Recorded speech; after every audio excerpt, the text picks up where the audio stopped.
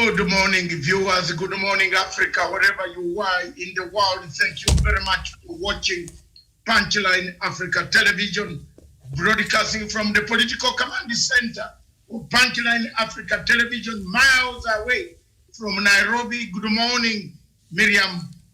A very good morning to you, Doctor, and a good morning to our viewers.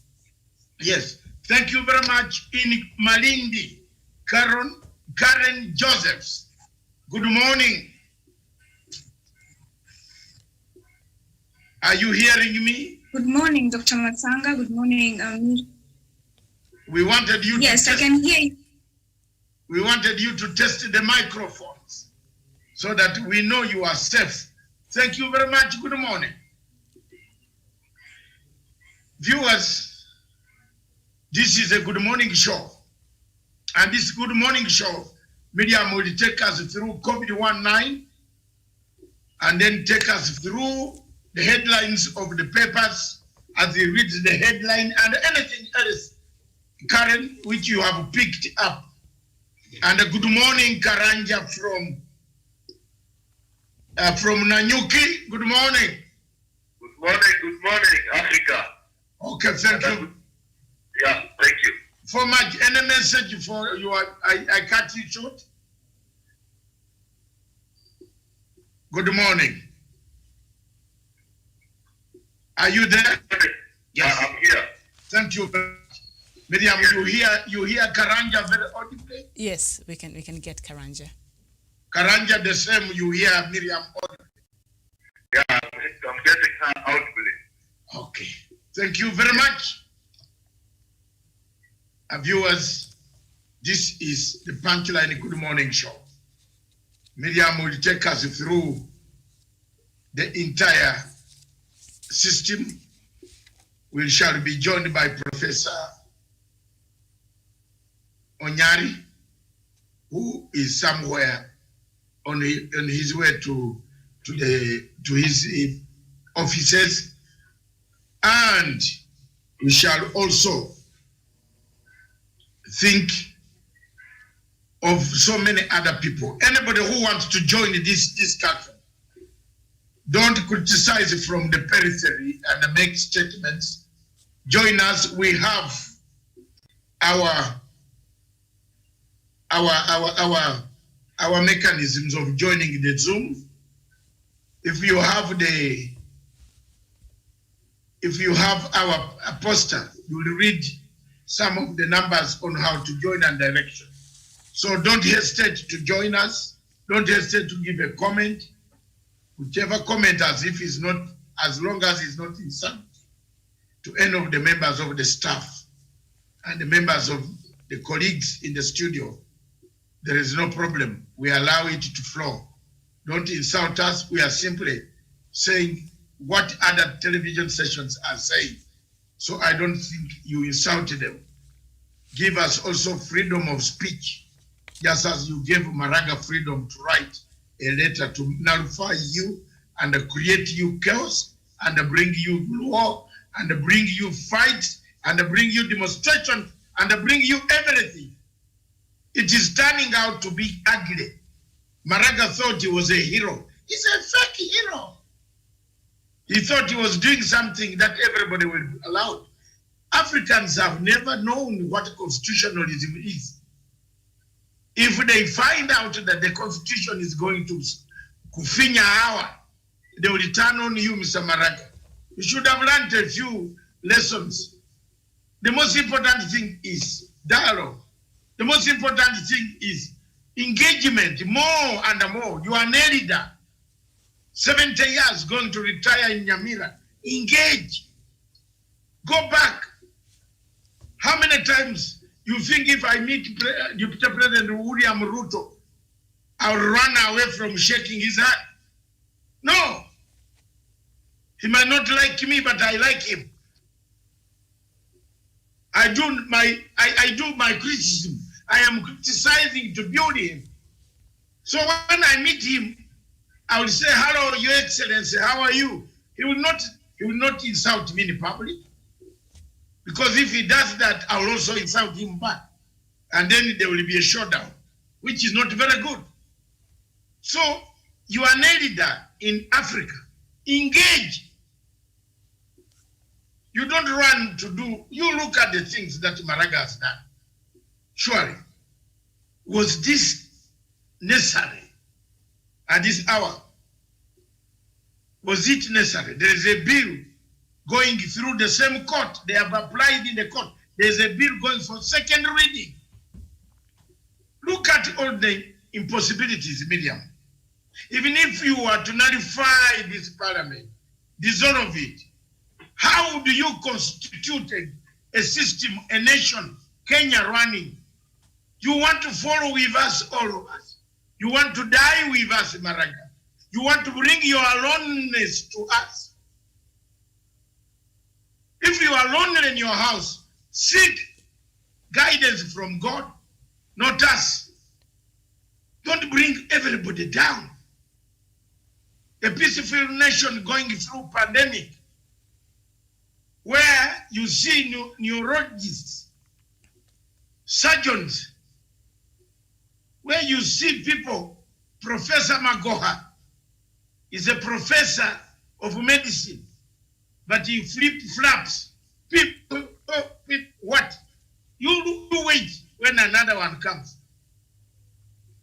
When the people told them that don't bring this plane from China, some minister went and said there is no problem with the Chinese plane, but the Chinese plane has no disease and the disease has disease. You remember that, Miriam? We got there. Now we are flip-flopping. And they were not telling President Uhuru Kenyatta the truth. For me, I'm a friend of the president. I did not buy friendship, and I did not want to be glued. I will tell you the truth. Because so that the president knows the truth. These students should not come to school. Hiyo ijulikane. Kama nyenye mnataka kusema I've done wrong to tell you, you will regret soon.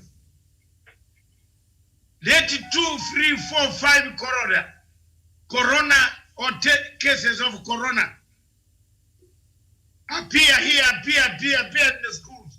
Schools will be closed. Schools will be closed again. Why don't you wait until this thing clears completely? Then you return the students. Hey, okay, if I'm wrong, I might not cry. I shouldn't cry more than those who have the children who are going to school. For me, my children are not going to school. There's only one going to the university last year, which she is going to finish. She is able to wash her hands. She is able to call me. They say, Daddy, I have got it, or I've got this. Yes, I am not bothered anymore. Because I've said enough on this show. Don't call the children. Don't bring them. Don't be lied.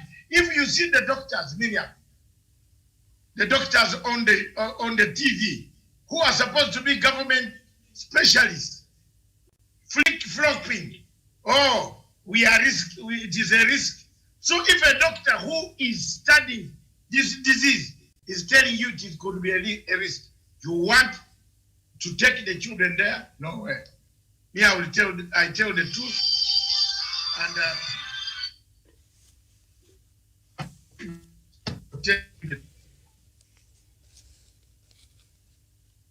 I'm not regrets because my thank you. All right, very well. So thank you so much, Doctor, there for that introduction. Now let's look at the figures of COVID-19 as we stand this morning here. And in Kenya, the confirmed cases right now stands at 37,348 cases. The death toll so far in the country is at 664,000, and then the recoveries is 24,253. Uganda, the figures there has gone to 6,879. 69 people have died yesterday. I think 63 people had died, so today is 69. Recoveries is 2,961 there in Uganda. And in South Africa, 665,188 cases. The death toll is 16,206. Recoveries is 594,229. And then we look at Sudan cases 13,578. The death toll is 836. Recovery is 6,760. I wanted to check on Rwanda and see how far they're doing perhaps in our later show. But the total cases in Africa this morning is 1,420,813. The number of deaths that have been recorded in the continent is 34,560 deaths, and recoveries is at 1,168,824, and the global figures right now is at 32,561 cases, and the death toll is 981,968, and the global recoveries right now tops at 23,680,153. So that is where we are in regards to COVID-19 this morning in Africa and indeed across the globe. All right, very well. Okay, so we look at, we turn into our headlines before we get into our topic of the day, which is Jubilee divide that widens day by day. I think we shall address this topic of the day even as we look at the headlines, because it is, I think, in the all leading newspapers this morning, and we start with the Standard newspaper there. And just the main headline, did Maraga hand Uhuru and BBI sword? Down there it says, silver lining, opposition chief Raila Odinga, his troops and President Uhuru Kenyatta's allies seek refuge in BBI as Chief Justice. Maraga alters the political arithmetic, which may now for anti-BBI MPs allied to DP William Ruto. Which way now? All right.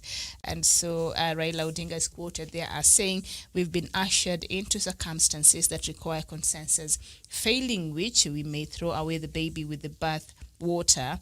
In such circumstances, the Constitution gives power to citizens to act directly and not through elected leaders to have their aspiration realized. Karen, of course, after this, advice by our Chief Justice David Maraga to President Uhuru Kenyatta, we've seen a lot of activities and mixed reactions, especially from political, class. And Raila Odinga is coming out now and saying, this is something that really President Uhuru Kenyatta, I read the whole, post he did on social media, and they said President Uhuru Kenyatta should really consult widely and just take his time and look at the ramifications. And he outlined that in, what the impact that this will have to Kenya and its people. And he said perhaps now could be a good opportunity for people to just go and have that referendum. So, our CJ, David Maraga, unknowingly, has he now opened a way for the BBI and for a referendum? Okay, Miriam, thank you for having me here today. And I agree totally with what Raila just said, because the impact, when you look at the impact of this whole issue, not only will it affect Kenya politically, economically, but it touches Kenya on different sections. So it's not to be taken lightly. And it's very true that the president needs to consult widely because of the impact. Now, talking of it making way for the referendum, I'm not sure about that, so I cannot give him assurance. But what I can say is, yes, you cannot make a quick decision. You need to make consultations. That is the president. He has to do that because this is an issue that impacts the country in different ways. Mm-hmm. All right, very well. And the story is on page 4 of the Standard newspaper. Just a bit to give our viewers a background information on what this story says. And the advisory by Chief Justice David Maraga on dissolution of the Parliament for failing to pass the two-thirds gender law may have given a fresh impetus to opposition leader Raila Odinga's Building Bridges initiative, a pet project. And Raila himself let the cat out of the bag yesterday evening when he waded into the debate, asking President Uhuru Kenyatta to consult widely before taking action, but also underlining that Parliament had failed in its obligations. So there you go. But the upshot of Raila's considered opinion is Tukade was his advocacy for popular will of the people, inevitably through a referendum. So As I have read there earlier from the framing of his statement, Raila was doubtful that dissolution of the House would help. He also vouched for the need to build consensus, creating a window where MPs now have to negotiate with the president on their future. And I'm not sure a lot of our members of parliament will even be willing to go home, because majority of them, I don't know if the people they represent even have confidence in their leadership so far and want to vote for them again anytime soon. So I don't know if they'll be willing to take that risk. You can even hear them saying themselves that we are not sure whether we are coming back. And that if it comes out from them themselves, out of the people, it means some of them have obviously lost confidence. They have, and it's very clear. But what I can say is, before you even read that, we cannot. You read something about the parliament. It's their fault or something like that. So I don't think it's the parliament's fault. What you can say is this thing has not been solved for some time right now. It's been there, but they did not find a solution to it. But I will not agree that the parliament has failed, because it's the responsibility of the people to know whom they are bringing on board. So if they didn't do that, then it has nothing to do with parliament. Although it has not been, a solution has not been found for some time, but it doesn't mean it has failed. All right, very well. And still on that story there on page 4, Rarieda Member of Parliament Otiende Amolo, who sat in the committee of experts that drafted the constitution, said Maraga should open discussion on the debts that the law had. And he's quoted there saying, these are the kind of issues that are ideal to be considered in a referendum when you are amending the constitution, and especially that BBI report is about to be released.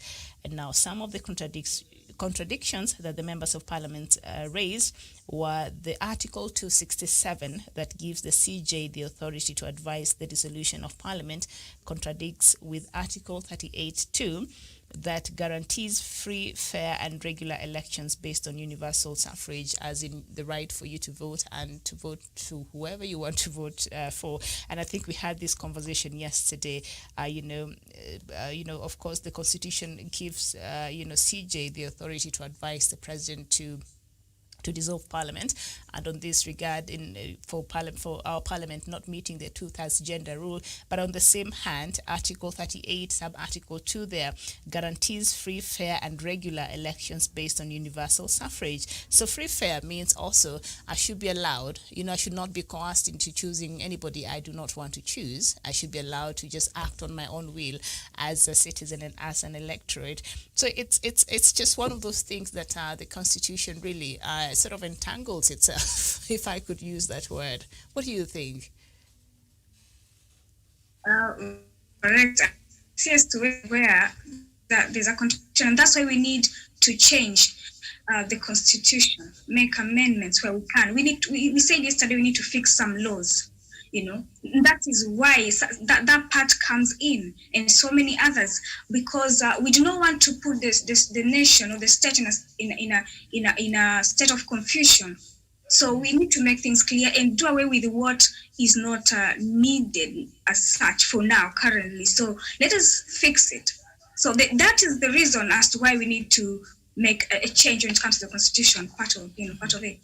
All right, very well. And Majority Leader Amos Kimunya said pulling together would mean revisiting the BBI initiative with an open mind. And he said, perhaps we need to revisit the BBI initiative and pull together, not just thinking of BBI as a political thing, but as a vehicle towards changing the laws of this country to actualize the desires of the people. And Karen, this is a conversation that we've been having here a lot of times before, like a couple of months before. We've been talking about these 2/3, and we always wondered, why is it that Parliament does not take this with the urgency and with the magnitude that this law, this issue deserves to be addressed, with. And so we questioned that, and I think they had some confidence that perhaps Maraga will not even go there. Even having a lot of petitions sitting on his table since 2017. So now, and then we questioned the BBI. We know the 9-point agenda, and we know our electoral process has a problem that keeps plunging us into chaos every 5 years. But we thought, and I think we gave suggestions here multiple times, can this gender rule not be can it be included in the BBI so that Kenyans are able to decide, owing to the prevailing, political circumstances and the dynamics when it comes to voting in this country? As much as this is very progressive, we want everybody represented, and it is true. We don't have enough women in very important, policy making, tables, especially in our politics in the country. I think we've made a bit of progress, but we're not there yet, and we're working on it. And I think after we had that talk yesterday, I think this has to do with a lot of how we perceive women and leadership in this country, that a lot of it is anchored on our culture, on just us as a people. So we still need some time for us to warm up. And even Professor Nyari there said, even today, if we should just go and have elections, and it's only women who will participate in those elections, in electing, and we have male candidates, most likely majority of the people they will vote for is male candidates. So that just has a lot to do with I think our cultural background and as a people. And I for a long time we did not see even women members of parliament. So, and those who were there, a lot of them were nominated, and not so many of them were elected. But we see now a bit Kenyans are making progress, and perhaps in the next 10, 15 years, we might see even more women are being elected and not necessarily, dished out positions. Because I have a problem, because when you see how even especially our women politicians are nominated in parliament, a lot of those stories behind those nominations are not really cute. It's just that, like, they're used to not cute. I'm not saying all of them, but the many stories we've had there. So I would like to see a level playing field where women can go out there with confidence, and they can convince Kenyans, and we can elect them on the basis of their merit and what they bring to the table. That is what I would like to see. But as it is now, we know the playing field is not very fair when it comes to women and politics in this country. You will be attacked on the basis of your marital status. You will be attacked on the basis of, and a lot of us cannot really take that. It's a lot of smear campaign goes on compared to, the male counterpart. But that is a story for another day. So all those factors, and just our mentality and how we perceive leadership and politics being considered a dirty game.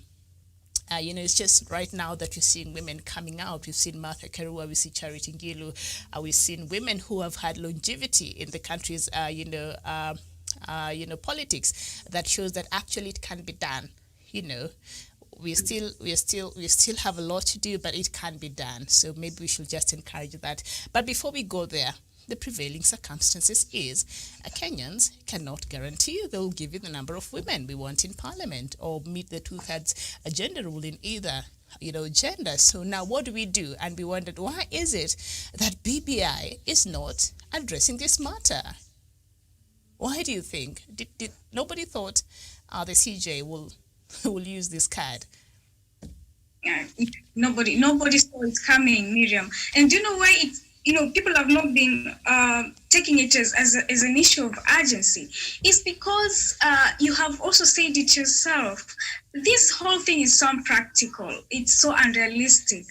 And we've seen it coming slowly. Right now we have women, and the number of women we have right now cannot be compared to those we had 5 or even 10 years ago. So people do not take it as a matter of urgency because it's unpractical.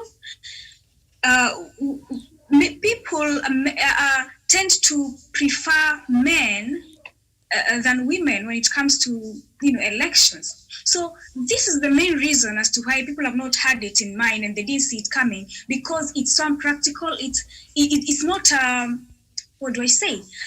The mindset, the mentality that we have as Africans, we tend to believe that men are more capable to hold these positions. So it's not our fault that it has taken this long. And the reason why it's also not in the BBI is the same reason. But I hope if they are to include it somehow, they will do it in such a way that it will not inconvenience either parties. We will have a platform where people will decide on whom they want and not based on you are being forced to do it. That is what I have to say, Miriam. But the reason why it has taken this long and people are not being given it attention is because of the times we're living in right now. We are living in times where people, it takes time before you change the perceptions of how Africans think, their culture and everything. So that is the main reason, Miriam.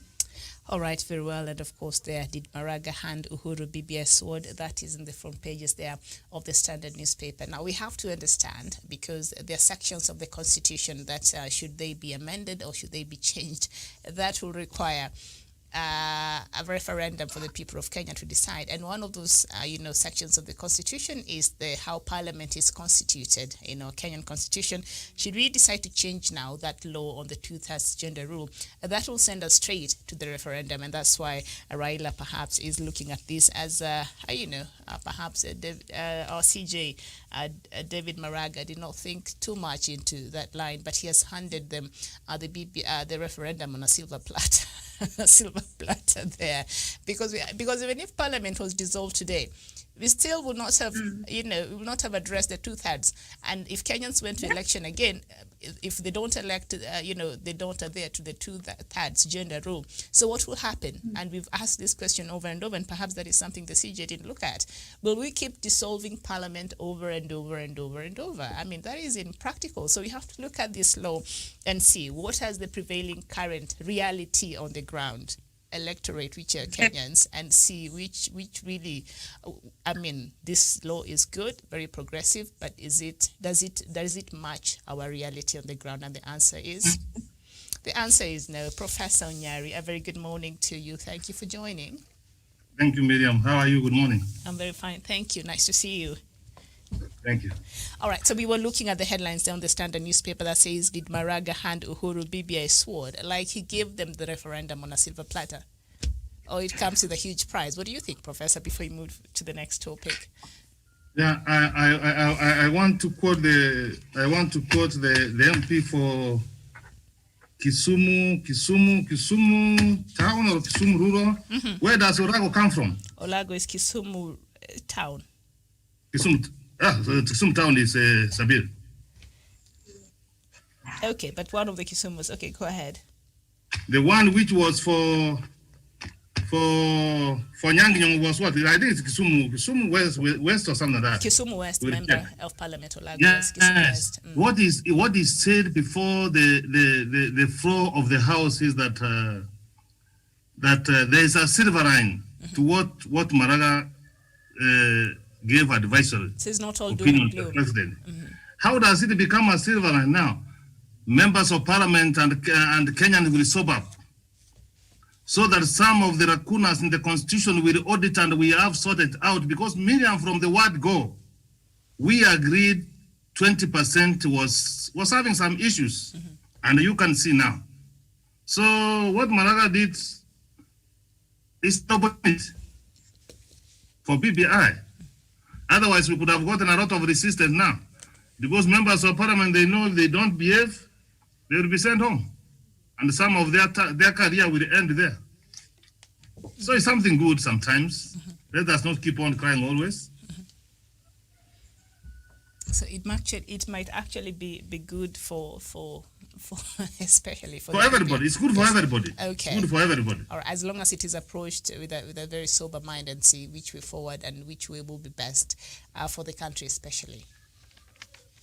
Very true, Miriam. I agree with you. All right, very well. So up there on the Standard newspaper says, the judiciary, we might talk about it later, judiciary, no more sex on the bench. Seriously. And then the other side says, DP's rude awakening at Jubilee House. Tricked, Ruto marched into the ruling party's headquarters yesterday with the intention of fielding a candidate for the Msambweni by-election. What changed in the 2 hours he met with the party officials, apparently Jubilee Party? Because that part of the country is an ODM stronghold, and the member of parliament there who died was from ODM.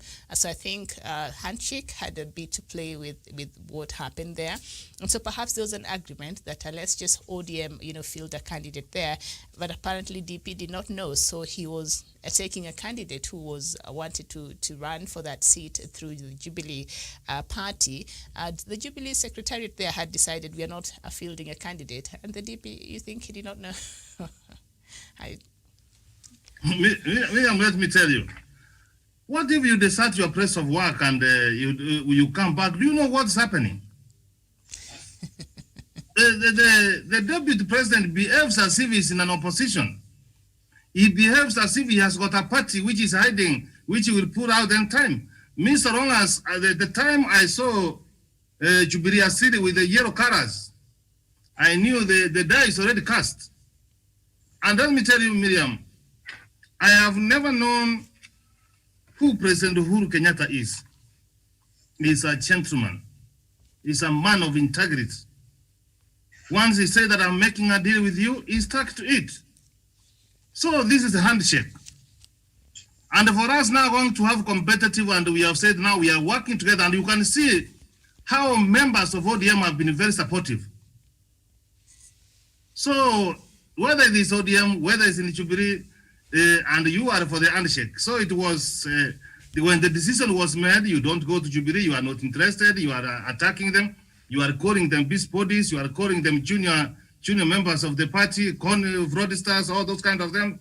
When those decisions will be made, we will not know. So this is very unfortunate for the deputy president to go and show his ignorance. But however, I like the way he hit his humble pie. He said, now the decision has been made, there's nothing which I can do. But there's something he said that akiniongereza vizuri. Nitamsaidia. That language is not good, Miriam. All right, and the story is on page 6 there of the Standard newspaper. It says, when Deputy President William Ruto drove into Jubilee Party headquarters yesterday, the plot was set that he would turn the tables on the party and hand the ticket to a candidate for Msambweni constituency by-election.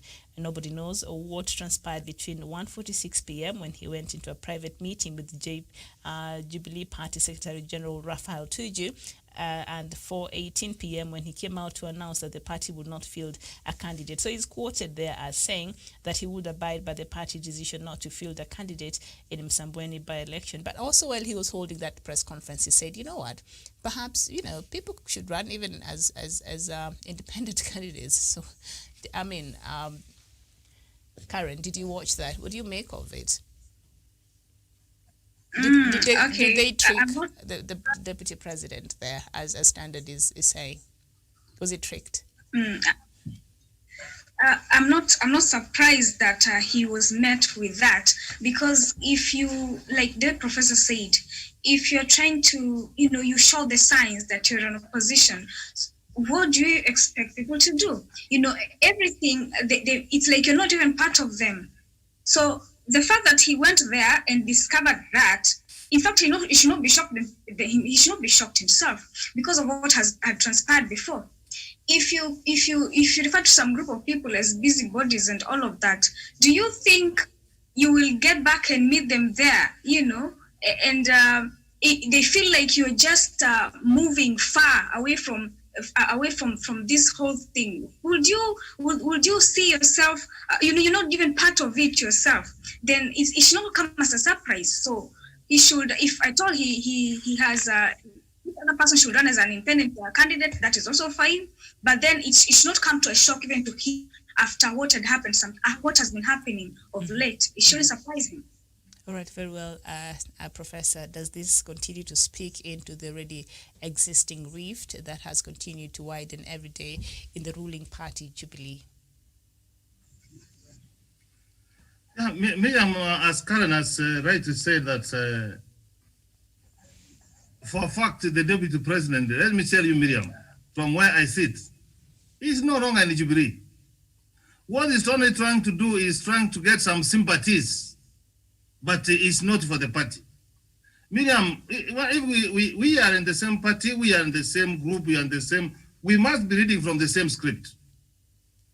I have never seen any of the Jubilee leadership.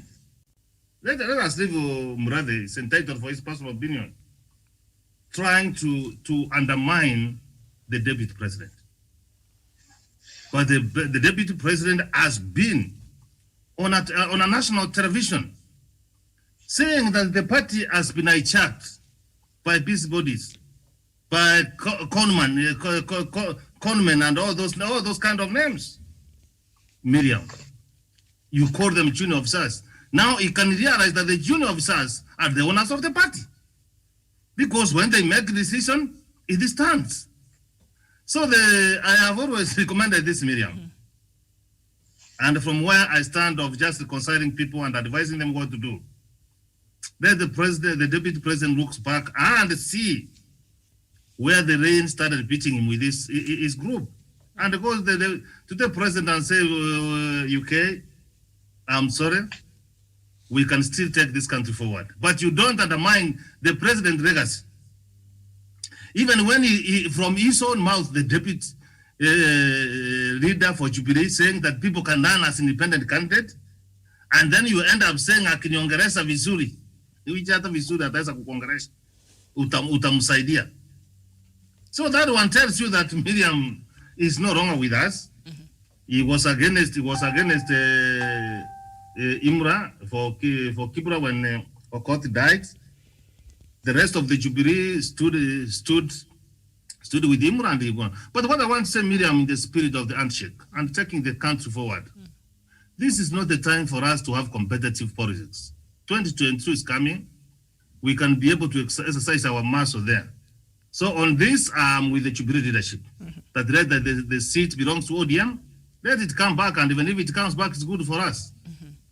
All right, very well. Murathe said, of course, Jubilee Vice Chairman David Murathe said Ruto was free to field a candidate using other political parties or as an independent. Murathe said they will be backing the ODM candidate who he has labeled the handshake candidate. Now, this is what is quoted as saying, we are supporting the handshake candidate because we are not going to jeopardize the BBI for a seat we are not going to win, he said. There are several parties that they can use to field a candidate if they have to. There is the Service Party by Mwangi Kiunjuri. They have to know that what Tuju has said is the party position. If Ruto has a problem with the decision, let him face the president because the Secretary General has basically communicated the position of the party leader. So David Murathe there, and we know a lot of love has been lost there between him and our Vice President, Dr. That's exactly what I've said. So he's even giving them suggestions. We have the Service Party. Could you try that? Yeah. Yeah, because the Service Party has said that it supports him, and Kiunjuri has indicated that perhaps the party belongs to the deputy president, because you can even see the colors. Yeah. See the colors of the Service Party. With the heart emoji. They are more or less of like URP. But now, are we going to be surprised if Mariam Shalet, who was seeking to vie for the Msambweni seat through the Jubilee ticket, are we going to be surprised if at all she went ahead and vied as an independent, as the DP had proposed? And are we going to be surprised if we saw the DP backing her campaigns, or she'll just let go? It won't be a surprise, Miriam. And the reason why Dr. Matsango will bring it on when he comes back, but we won't be surprised if the DP backs up Miriam. What's her name again? Her name is Mariam. Almost my namesake. I think my name in Kiswahili, Mariam. Her name so, is Miriam, what you see, yes, this lady was in ODM. Oh yeah, and I think are you getting that one? She was in ODM. Then you go to Jubilee.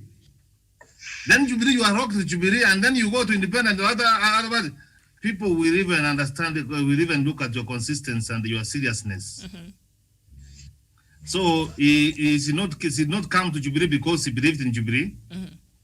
He came to Jubilee perhaps because he was enticed by the deputy president to be supported by Jubilee.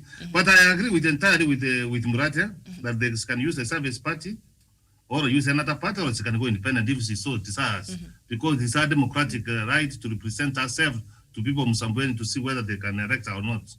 But for the Jubilee, I agree with the vice chairman for Jubilee, Murathe, that we support the handshake, Miriam. And The of course, handshake means well for this country. and David Murathe, of course, the vice chair of the Jubilee Party, came out there and said the position that was communicated by the Secretary General Raphael Tuju, that is straight from the top leadership there of Jubilee Party, and so that is the position of President Uhuru Kenyatta, assuming, if we are to go by what David Murathe said there.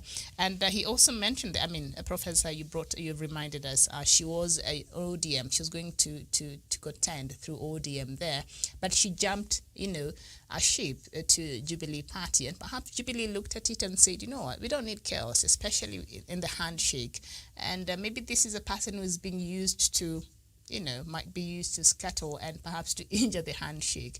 And so was it wise on Jubilee part to not field a candidate there in Msambweni, or this is just another moment where, they wanted to catch Deputy President flat-footed? Karen? It was very wise of them are doing that, because doing the contrary would mean going against the handshake, and that is not what we want right now. So I congratulate them for doing that. It's a wise decision. All right, very well. And Miriam, hear this. There are some of the things, and nobody has ever come forward. You heard me yesterday that how I recommended the president and the prime minister to meet. There are some of the things the prime minister and the president agreed on, and they have never told anybody. Honestly, from where I stand, they have never contradicted each other. True or not true, Miriam? True. They've been quite consistent. Yeah, they have never contradicted each other. They seem to be reading from the same script. They agree that they are taking the country forward. So they are not, in terms of looking at the square, Miriam, they are looking at the elephant ahead of them, how they can bring it down and take this country forward. It is very good, Miriam. And when Murathe says that the secretary of a party is a crack, he has communicated with the boss. So if he's not happy with the decision, let him just tackle his senior, because he had undermined and looked down upon the juniors of the party. Yeah, the juniors of the party are saying, okay, you can go and see your boss, because what business do you have to deal with the juniors? All right, very well. I think the story is also on the front pages there of the Star newspaper. Kenyatta blocks Ruto and Raila poll showdown, and it says tightly knit plan caught DP off guard, forcing him to retreat. So also, DP William Ruto there made a very tactful, during that press conference. He was not very combative, as we've seen him, of late, really antagonizing everything that his government is doing. So yesterday, he acted as, he tried to sound like the vice president of the Republic of Kenya, and he said, you know what, this is our party position, so I will respect that. Do you think he even meant it? Miriam, I teach behavioral science. I look at your behavior. The words the prime minister was saying, the deputy president was saying, and his physique, his face, they were not even neighbors. They were totally different. The voice coming out, and when you look at the face, he was someone who was full of anger. So it is not, he had no choice, Miriam. When I looked at his face and the way he was talking, in fact, Miriam, he was a Peter man. And Miriam, let me tell you that thank God, because being God being right. If there was darkness, he could have even punched someone. That someone was Raphael Tuju. Yes, it was very bitter. Yes, you could see the frustration on his face. That's you could see it. So what do you think came of? He didn't mean those words. Because let me tell you, Miriam, it is not on how you start the journey. It is on how you end your journey. He said all those things, and then he reached at a point that people can run as independent, na akiniongelesha vizuri, nitamsaidia. Professor, that he said you rubbish and you crown that you are following this lady. Where she's going, you will follow her. Yes. Professor, I'm being told that you need to improve on your lighting there. I don't know how you can do that. But okay, there we go. So we saw that yesterday, and now we see down here on the Star. Done? Yes, that's fantastic. On the Star newspaper, down there says DP guards kicked out of the Presidential Escort Division. 3 presidential escort officers present during Kapseret Member of Parliament Oscar Sudi's arrest have been removed from the unit. The officers attached to Deputy President William Ruto have been transferred to Homa Bay, Mandera, and Bondo. Yes, I'm back. Yes. I'm back. All right. Not to weep the bank, but I'm back. All right. So, Miriam. Miriam, let Professor have a go first. All right. All right. Yeah, let me just say, Miriam. From where I sit and where I want to discipline people, and the people must suffer for their consequences, for their sins and mistakes. Miriam, you don't transfer a problem. What stops you? What tells you that they cannot walk from Homa Bay or from those ones to come wherever they are wanted? They needed serious discipline and to be charged in a court of law. So this is double standards, and Miriam, out officers cannot be dead and when others can be transferred, Miriam. That was very serious. Do you know, even Miriam, a police officer was hacked by much, he was injured, he was harmed. Miriam, some guns were found in that combat. You know what? Guns are not sticks, Miriam. Miriam, to me, that is a very serious offense, and just mere transfer does not. Those people wanted to be charged in a court of law, be sent to jail, prisons, and be dismissed. Maybe a martial court. Doctor, we were looking at the topic that of the day here. You go ahead. Miriam, go ahead.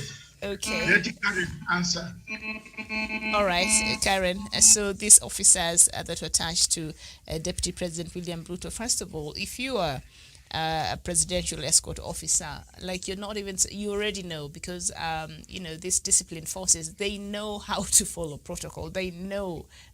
So even by them defying what they're supposed to be doing there as these officers, as presidential escort officers, and agree to an order to go somewhere that they shouldn't be and to go do a job that they shouldn't be doing, that is grounds for dismissal there, as Professor is saying, Karen.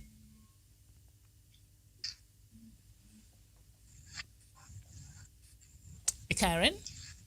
Yes.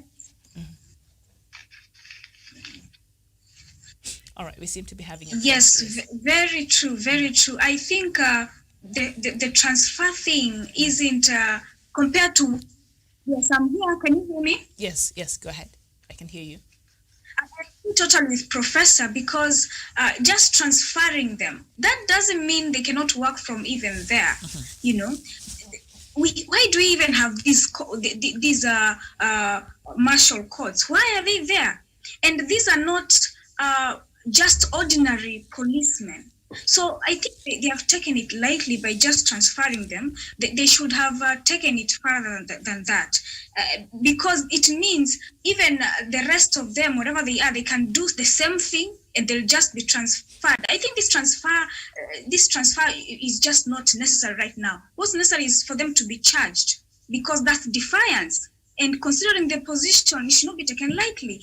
Now, before that, you talked of whether the deputy president meant in that other statement that he said yesterday, and the way he was trying to express himself. And Professor said that you could hear the voice and look at the way he's expressing himself, and these are two different people. Now, you see, based on what they say, we don't judge people by their past, Miriam, but then based on what has been happening lately and how he has been reacting, it's enough reason for us not to trust and even believe that he meant what he said yesterday, based on what has been happening of late. So it's very difficult for us.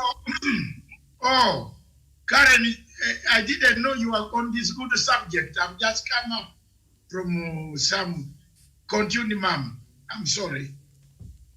Yeah, so Okay, so based on what has been happening, Miriam, we cannot be sure that he meant what he said yesterday. As much as we're not supposed to judge people on what has happened in the past, but based on what we've seen, we can really, know that he meant what he said yesterday. And also what Professor said, from the look of things, he looked angry, bitter, So, in fact, if he meant it, he would not have gone to the extent of saying, akinongelesha vizuri. If at all he meant he's contented with the outcome, he shouldn't have said that. All right, very well. So the Star also has the same. Can I weigh? Come in, Doctor. I've started with this good laughter. Is that a good laughter? Yes. Miriam, Yes. I agree with Karen 100%, with Professor 100%, with you in your heart 100%.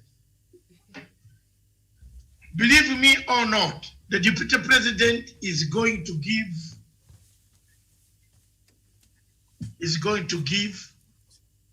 this woman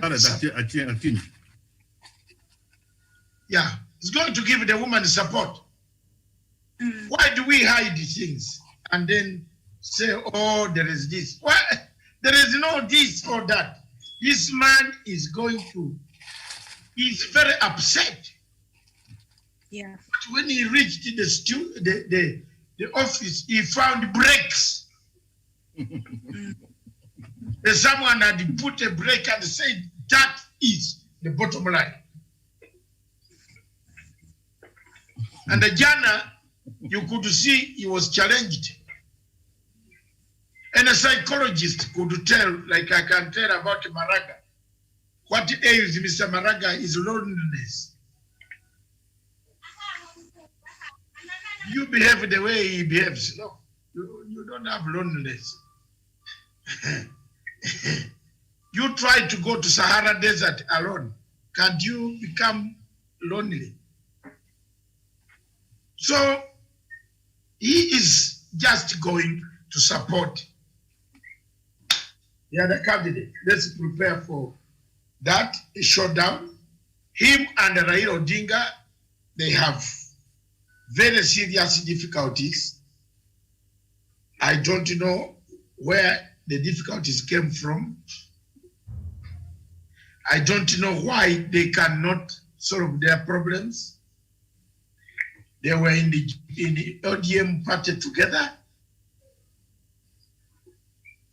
but where they fell apart, God knows. If Raila is wearing a white shirt, the deputy will look for it. If the deputy is wearing a white shirt, Raila will go. If Raila has gone to Kisumu, the deputy now is, this weekend, he wants to go to Kisumu. So, these guys cannot work together for the sake of this nation. And that's where my danger is. And that's where my worry is. So thank you very much. Miriam seemed to have taken a break out. What were we on now? Let's move. We were on Daily Nation. We have finished. I don't know whether you have talked about the children going to school. Have you, Dr. Karen? No, we haven't. No, I left. Yeah, I'm very seriously, very even thinking of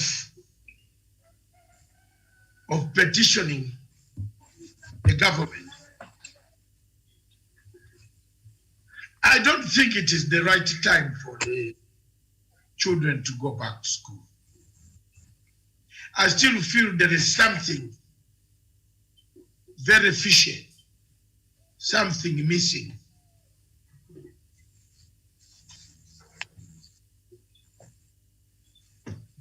And if not well handled, these children would move back very quickly. to their homes. And never will they, nobody will ever want to take his child. You know, we are coming closer to the airline. People started making noise about the airline. But I don't know why the parents have hated their children so much. I know there are people who are paying bills, private schools. They went and picked mortgages, loans to house these private schools. But come on, you might not eat that mortgage. The disease might wipe out even the people before you pay that mortgage. It is better to spare these people, then they can be there. Then you can tell the general manager that yes, I'm going to come with the money tomorrow. But the way they are allowing these students or people to go to school, the way they are rushing, the way you hear now people saying the pandemic is over.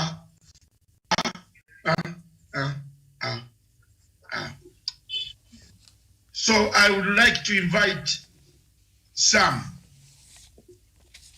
to bring a clip. I can see Mr. Nanyuki is back. Yes. But I want us to play a clip of Professor Manyora. Alliance Girls High School, 3 cases. Shimolatewa, 2 cases. You know Kenyans. The way they will be rushed to bring children out of those schools. And let me tell people this. If by bad luck we are hit by a second wave or something close to that, and there are infections in our schools, and we close because of that, let Magoa hear this. I hope somebody hears and tells him this, and the President Uhuru Kenyatta. When you will try to reopen next year, you will have a lot of persuading to do. In South Africa, parents didn't want to take their children to school. They told the President Ramaphosa, open the bus first. Let us test it on ourselves. Let's go and drink in the shabeens. They call them their bus like that. If we don't die, then bring our kids to school. Let me tell you what's happening, Abubakar. There are people who are pushing government, and their sole motivation is money. They are private schools. There are rich Kenyans who want their children to go to proceed. Because while poor Kenyans have had their children at home, the rich, those in private schools, and even other rich people, their children have continued to learn. That is a fact. You rush them through this process. Haman, let me interject you at that point. You say there are people who are pushing the government or the Ministry of Education? Yes, to reopen schools. Yes, it's not a secret. Why would they push the ministry to reopen schools, Haman? I have said private schools, that is business. I am saying people have eaten COVID money through KEMSA. They want to eat through schools when they reopen. There will be a lot of government intervention, beginning with the money for the desks. There is going to be money for masks. The people who stole at KEMSA are preparing to steal this money for schools. To them, it is a business. Let me tell you, January was a very... There you are. Isn't it what Matanga has been saying? Yeah, and he's saying that the cartels are now from the Ministry of Health. There you are. I'm not the only one. Professor Manyara and Matanga, we studied the same books. He did political science, core subject. I did political science, core subject. I added on conflict resolution, which party did not. He lectures, he can teach me. But there is a problem here. If you don't listen to us, you listen to the money-hungry merchants who want schools open to deliver textbooks that have got mistakes. It is up to you, Marco. It will be very difficult if we send children to school next week, 10 or 20, or God forbid, something happens, to convince a Kenyan parent in the future even to allow half a child to go to school. Although there is no half a child. I am literally saying as an African, hata kitu kadogo kuwezi kupata. That is literally emphasizing a point in Africa. It will be very difficult. And let these brothers of ours take advice. If you look at the Kenyan scientists who are mimicking with their, when you call them on TV, there is nobody who is confident. There is this thing they call perhaps,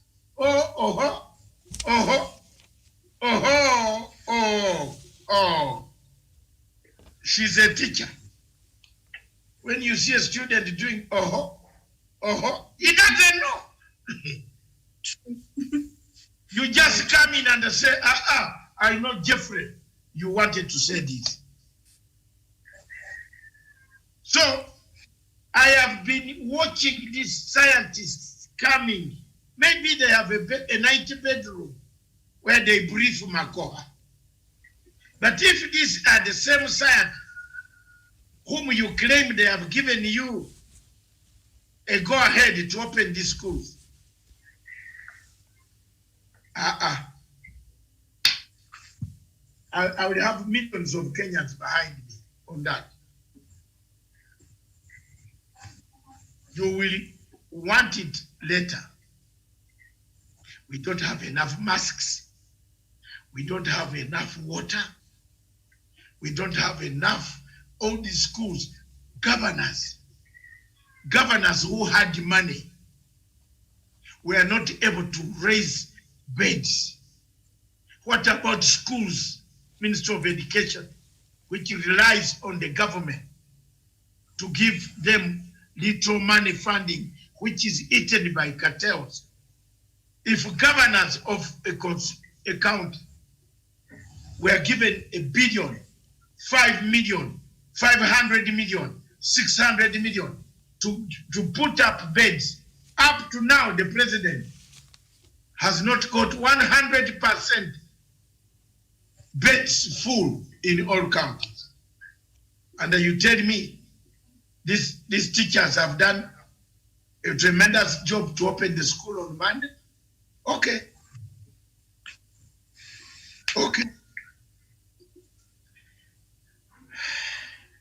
How many of you have read the book, The Tale of Two Cities? Prof, have you read The Tale of Two Cities? You better, just I've read it. You better do one thing for me. All of you today, when you get out of this place, read the book, The Tale of Two Cities. The summary of today's show is hinged on that. All what you have said now about Maraga, about the deputy president, is a tale of two cities. Walisema,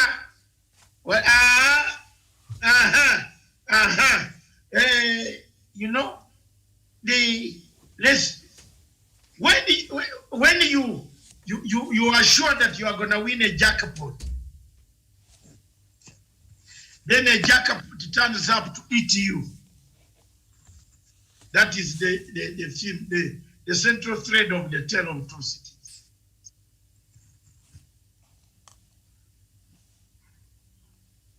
The guy was very sure, Miriam. Mm-hmm. And it turned out Maraga was very sure that once he throws the spanner, once he throws this advice, Kenyans will be on the streets and jump and accept him. The shock he has got now, you get the point, is what they call the Tale of Two Cities. Read that book by Charles Dickens. You remember the author? Charles Dickens, The Tale of Two Cities. Teacher, is very interesting. It's where, when you read some of those books, and you get the knowledge, put it here and walk with it, like I am doing.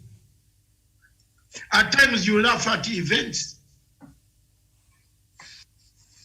Laugh at events. The whole thing of Maraga, Miriam, is bigger.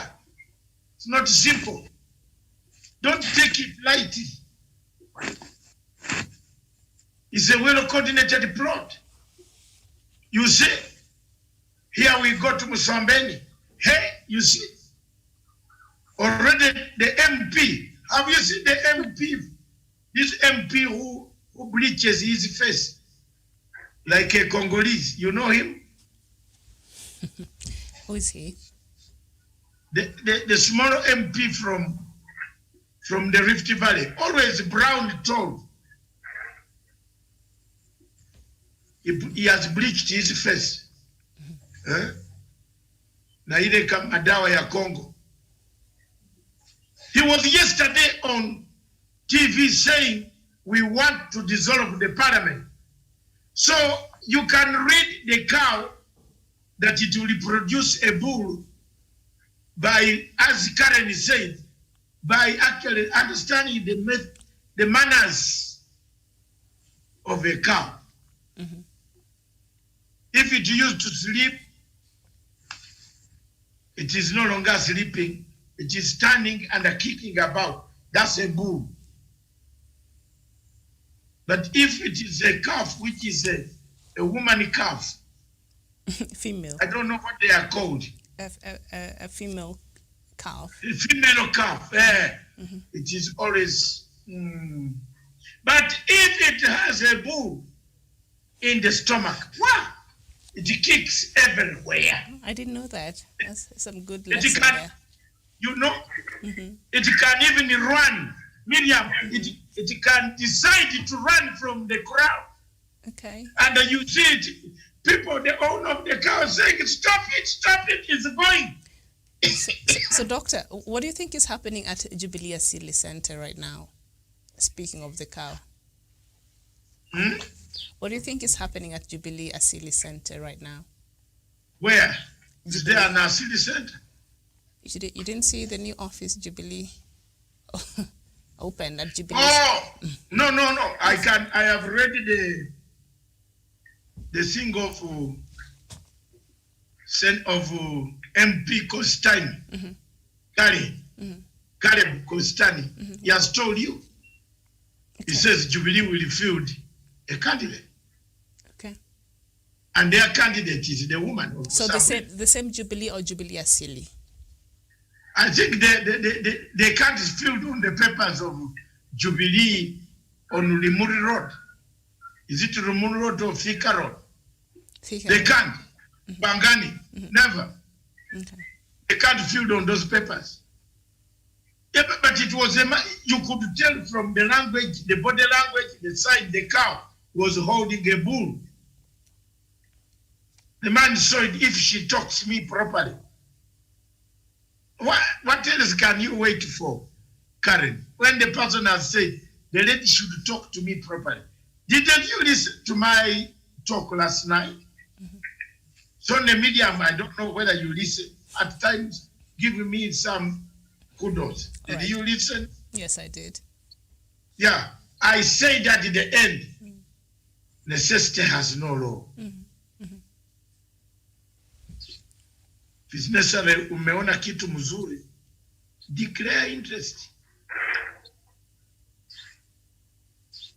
Don't die like the way some of us die with it. The words can't come out. There are so many tactics people use. Some people are very shy to walk and say, but enough is enough. Today, he needs to drink 1 debe of changa or waraj, Uganda waraj, in order to say, this tree is very good. But some people have other methods. They don't drink changa, but hello. They have the courage. You have got it. You have got the message. Some of us are very shy people. We might be like this on TV, Doctor, but very shy. Shy? You and shy? When it comes, yes. You and shy in the same sentence, Professor. Honestly, when it comes to that area, Miriam, some of us are very shy. Which you area? know, we were talking about Busa, so which area?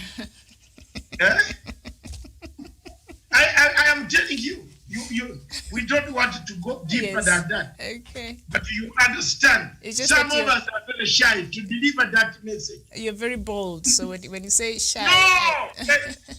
Bold in politics. Okay. But when let it reach to that point, the point where you want to get to tell somebody, yes, you know what, I love you.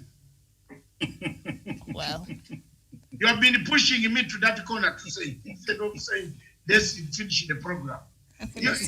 Let's go for breakfast. Miriam, it is difficult. I'm trying to save your neck. Let me, no, it's sense of humor. You can walk up to Eldoret, come back, then walk up to Nanyuki, come back. It's a lot of walking. But the thing is, the message is there. Yeah. Because there is uncertainty. You don't know. Some of us grew up, we don't want to hear the word regret. There is one thing that when I was in primary school and at senior secondary school, we used to get, especially in senior secondary school, some people could cry. He gets out of the dining. You know, letters used to be distributed in the dining. David Matanga, yes, Now the Kagal, a girl from another senior secondary school alliance, has hammered you a regret, has hit a regret. You know, she starts by saying, after you have written a letter, you are the shining star, the star is here, it looks 7 times, you are glittering star. The girl said, I regret to inform you. I will regret. The star is here. I will also regret.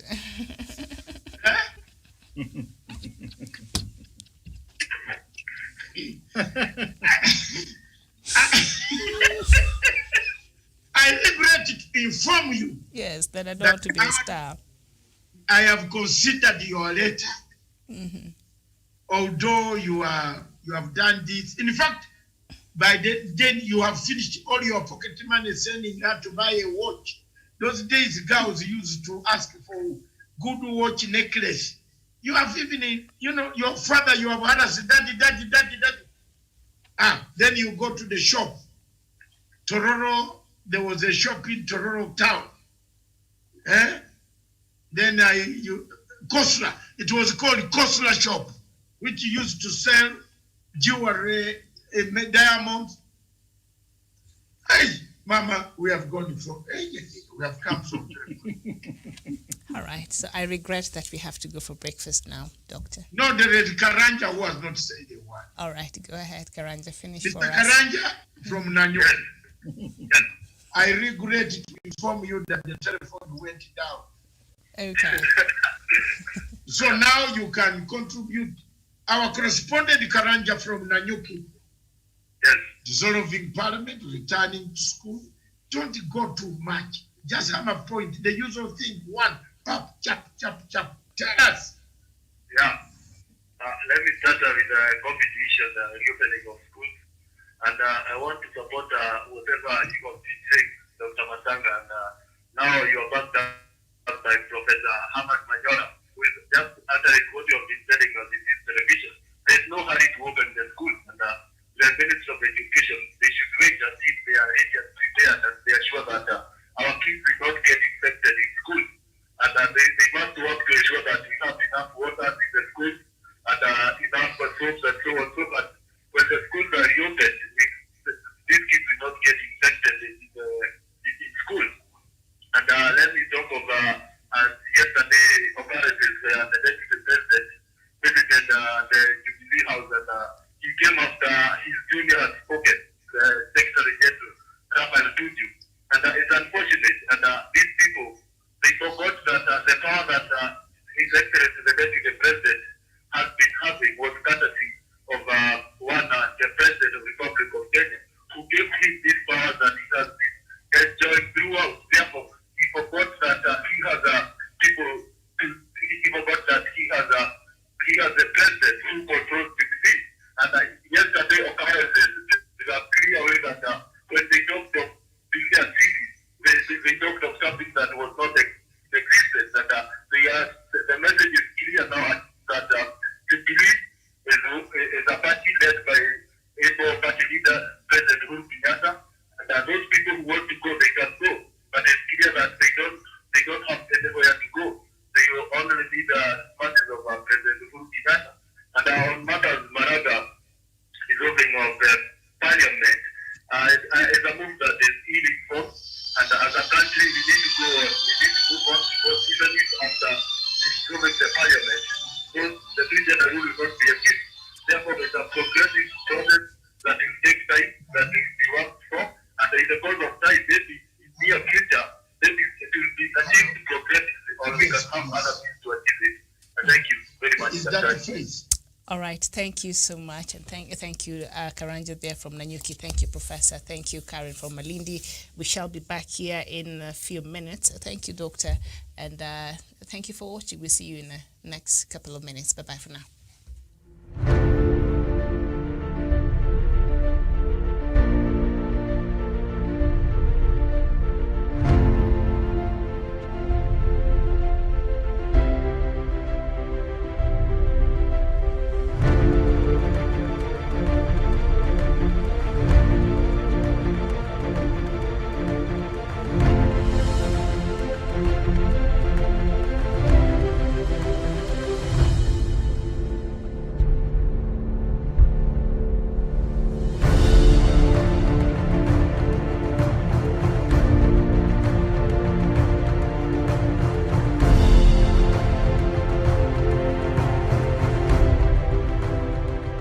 Peace must be our goal and our guide.